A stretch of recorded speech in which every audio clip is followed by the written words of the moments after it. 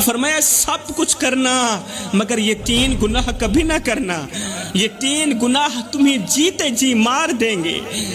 تم سانسیں تو لیتے رہو گے مگر سکون نہیں پاؤ گے، چہرے پر ہنسی تو ہوگی مگر تمہارا دل قبر سے بھی زیادہ تاریک ہوگا۔ پوچھا گیا یا رسول اللہ سونیا جلدی بتائیے نا وہ کون سے 3 گناہ ہیں؟ فرمایا پہلا گناہ ماں باپ کی نافرمانی۔ فرمایا جس نے ماں کی بات کاٹی، جس نے باپ کی بات کاٹی، اس کی قسمت رب نے خود کاٹ دی اور جڑ سے کاٹ دی۔ جس کی زبان سے بوڑھے باپ کے لیے سخت الفاظ نکلے، اس کی دعائیں آسمان تک نہ پہنچی۔ ماں کی آنکھوں سے گرنے والا آنسو تمہاری پوری نسل تباہ کر سکتا ہے۔ خدا را اپنی نسلوں کو بربادی سے بچاؤ، تباہ کرنے سے بچاؤ۔ ماں کی آنکھوں سے آنسو مت نکالو۔ باپ کی خاموشی اگر بد دعا بن گئی تو تمہاری دعاؤں کو آسمان پر پہنچنے کا راستہ ہرگز نہیں ملے گا۔ جس نوجوان کی رات ماں کی فکر کے بغیر گزرے اس کی صبح کبھی روشن نہیں ہوتی۔ اللہ اکبر۔ میرے رسول کریم نے فرمایا دوسرا گناہ مر جانا، مٹ جانا، اللہ کے ساتھ کسی کو شریک مت ٹھہرانا۔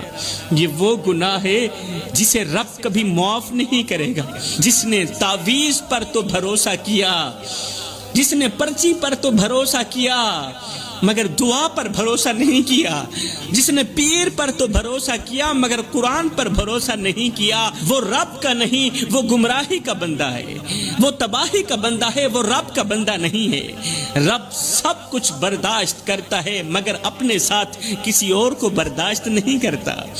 تو میرے رسول کریم صلی اللہ علیہ وسلم نے فرمایا دوسرا گناہ اللہ کے ساتھ کسی کو شریک ٹھہرانا۔ تیسرا گناہ کسی کا دل دکھانا، کسی کو دکھ دے کر خوشی محسوس کرنا، سکون محسوس کرنا۔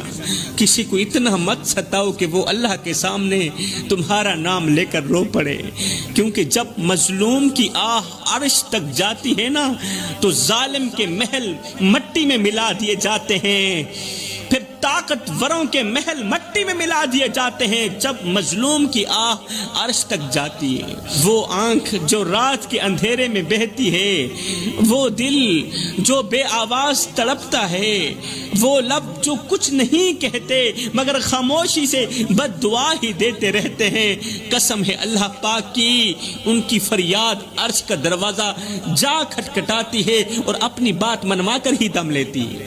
ایسے مظلوموں کا رونا، ایسے دکھیارے لوگوں کا رونا اللہ سے اپنی بات منوا کر ہی دم لیتے ہیں۔